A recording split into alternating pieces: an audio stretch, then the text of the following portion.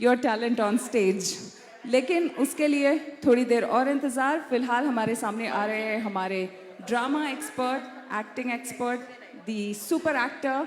मैं उनके बारे में बहुत सारी चीज़ें बोल सकती हूँ। Should be call him on stage now? Yeah alright, so one more time, ढेर सारी तालियों के साथ स्टेज पर बुलाएंगे उपेंद्र सोलंकी को।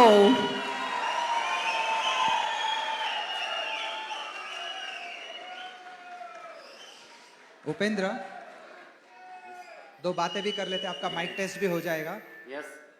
ओके, आपको कैसे लग रहा है फाइनल में आके? मैं तो बहुत एक्साइटेड हूँ। आप एक्साइटेड हो? यस। और लोग क्या हैं फिर? हम वाई साइडेड है ना, ये एको हो रहा है। आप एक्साइटेड हो, यहाँ पे वाई साइडेड है, जजेस जेड साइडेड है। Yes. ठीक है? Okay, shall we start?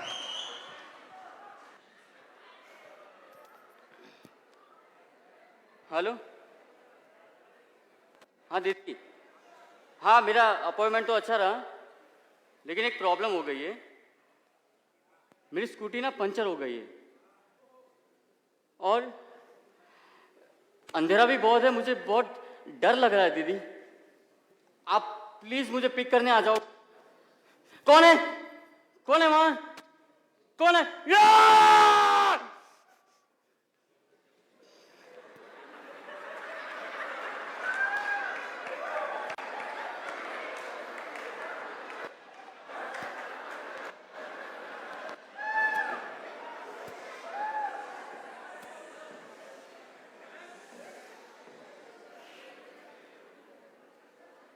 सुनना चाहोगे मेरी कहानी? एक ऐसी कहानी जो कोई भी लड़की चाहेगी जिंदगी में उसके साथ कब। एक ऐसी कहानी जो हम आते हैं कि उसकी बेटी के साथ कभी ना हो। आज मैं बताती हूँ मेरी कहानी। मैं ऑफिस के पास हर रोज मेरी स्कूटी पार्क किया करती थी। एक दिन मैं ऑफिस से जरा लेट निकली, जहां मेरी स्कूटी पार्क की थी वहां पे जाके मैंने देखा तो मेरी स्कूटी पंचर थी। जहां तक मुझे याद है रात के करीब 9:25 हुई थी। मैंने सोचा मेरी स्कूटी को मैं हाईवे के सड़क के किनारे पे ले जाऊं तो शायद कोई देखेगा और मेरी हेल्प के लिए आएगा। मैंने स्कूटी वहां से निकाली और सड़क के हाईवे किनारे मैंने लगा दी, लेकिन कोई नहीं आया। हाँ,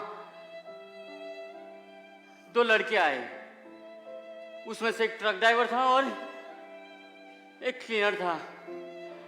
उन्होंने कहा दीदी हम आपकी हेल्प करेंगे। कितना अच्छा शब्द है ना दीदी, हर कोई भरोसा कर लेता है इस शब्द पे। मैंने भी किया। उसमें से एक लड़का मेरी स्कूटी लेकर पास की दुकान पे गया। थोड़ी देर बाद वो आता है और कहता है कि आसपास की सारी दुकानें बंद है। दीदी आप चिंता मत करो, हम आपको सही सलामत अपने घर पहुंचा देंगे। लेकिन उनके मुंह से कुछ शराब की बदबू आ रही थी, मुझे बहुत डर लगा।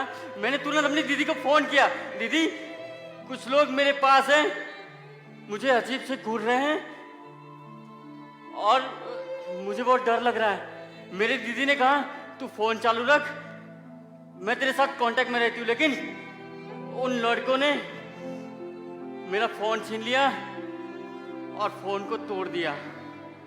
फिर बताया क्या हुआ? उन लड़कों ने मुझे जबरदस्ती शराब पिलाई और शराब के नशे में मैं चक्कर खा के गिर गई और फिर वहीं से 200 मीटर दूर तक वो मुझे घसीट कर ले गए। वहां झाड़ियों में मेरे साथ क्या हुआ जानना चाहते हो? वहां दो लोग और थे, एक ने मेरा हाथ पकड़ा, एक ने मेरे पैर दबाए,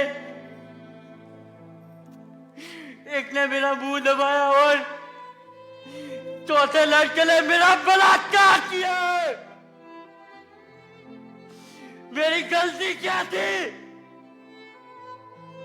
क्या थी मेरी गलती? क्या मैंने उनका कुछ बिगाड़ा था? कुछ नहीं कर पाई मैं। तड़पती रही, भीख मांगती रही, रोती रही। मुझे जाने दो, मत छुओ मुझे, मुझे जाने दो, मत छुओ, डर लगता है। ऐसे मत देखो मुझे, प्लीज मुझे जाने दो। मेरी माँ घर पे मेरा वेट कर रही है, मेरी दीदी बहुत परेशान है, प्लीज जाने दो मुझे। तड़पती रही, लेकिन वो जोर जोर से हंसते रहे। इन हंसी से पिता चुना होगा आप मेरा, चुरा सकते हो आप पिता उन चीजों से। नहीं,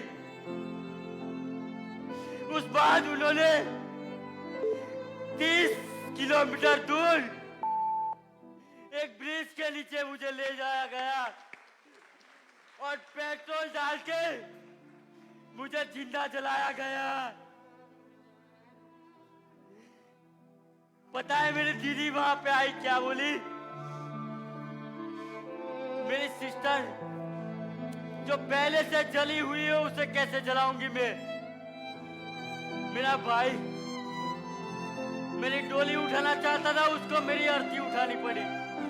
मेरी माँ जो लाल चूड़ा पहनानी चाहती थी मुझे, उसको सफेद चादर पहनानी पड़ी मुझे। मेरे पापा कहते थे जब मेरा जन्म हुआ, पापा कहते थे घर में लक्ष्मी आई, घर में लक्ष्मी आई। लेकिन आई थे उन 4 दरिंदों के मनोरंजन का साधन। क्या अन्याय किया आप लोगों ने मेरे साथ?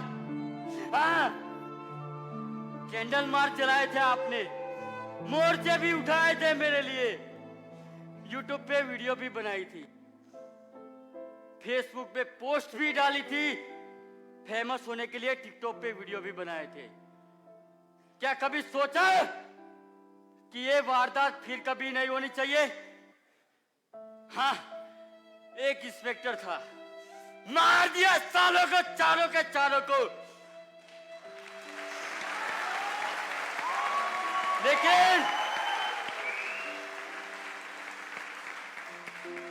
लेकिन क्या वो इनफ था? अगर वो इनफ था तो मेरी घटना के बाद फिर से क्यों बलात्कार हुए? क्या कानून ही मजबूत बनाना है, इंसान की मानसिकता को मजबूत नहीं बनाना है? न्याय होगा तब, मेरे साथ तब न्याय होगा जब सड़क के किनारे रात में कोई लड़की चलती है तो मर्द के लिए वो मौका नहीं, जिम्मेदारी है। तब मेरे साथ न्याय होगा। मेरे साथ न्याय तब होगा जब एक मर्द एक लड़की को छूने से पहले सोचेगा कि मेरे घर में भी माँ, बहन, बेटी और बहू है। मेरे साथ न्याय तब होगा जब उन दरिंदों की मानसिकता चेंज होगी। अगर बदलना ही है तो उन दरिंदों की मानसिकता को बदलो, क्योंकि मेरी गलती क्या है? लड़कों की बराबरी करना मेरी गलती है, अपने पैर पे खड़े रहना जो जुनून है वो मेरी गलती है, या लड़की बनकर पैदा होना मेरी गलती है? कोई जवाब है आपके पास? क्या है मेरी गलती? क्या है मेरी गलती? क्या है मेरी गलती?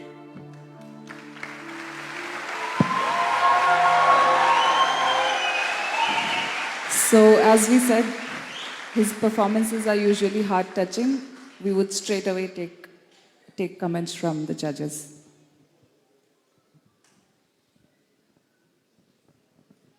उपेंद्र, हर बार आप कोई सब्जेक्ट लेके आते हैं, हम लोगों के आंखों में आंसू आ जाते हैं।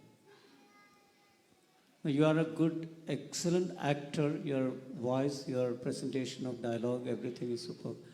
But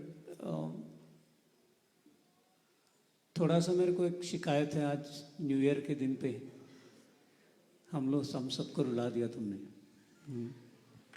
but But that is the purpose of art. That is the responsibility of an artist to express the pulse of the people and make people aware of what is happening, and this is a responsibility. All poets, all, theatre artists, everybody has a responsibility to the society. So that way it was a very good skit, very nice performance. Thank you.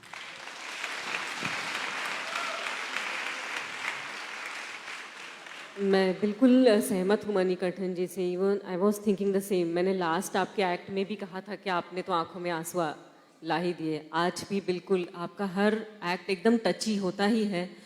और acting के बारे में मैं क्या कहूँ, वाह, वो तो है ही. मतलब आप जो सब्जेक्ट चूज करते हैं वो पहुँचा भी देते हैं, उसको प्रेजेंट भी करते हैं इतने अच्छे से कि वो पहुँच जाता है लोगों तक, समझ आ जाता है, एकदम दिल को छू जाता है आपका सब्जेक्ट. तो ये एक एक्टर की जो एक्टिंग है, जिसके द्वारा वो क्या, उसकी तड़प, वो क्या कहना चाहता है, वो जब ऑडियंस तक पहुंच जाता है, कलाकार जीत जाता है ना. और सच कहूँ तो टाइमिंग ख़त्म हो गया, फिर भी पहले हमें भी पता ही नहीं चला, हम इतने एक्चुअली खो गए थे. बाद में मैंने देखा, मैंने कहा अरे ये टाइमर तो बंद हो गया, तो मतलब टाइम ख़त्म हो गया होगा. तो इतना हम उसमें खो गए कि उसका भी हमें पता नहीं चला. तो सुपर अमेजिंग. ऐसे ही आप और सारे सब्जेक्ट्स को लेते रहिए, इसको प्रेजेंट करते रहिए, लोगों तक पहुंचाते रहिए. कुछ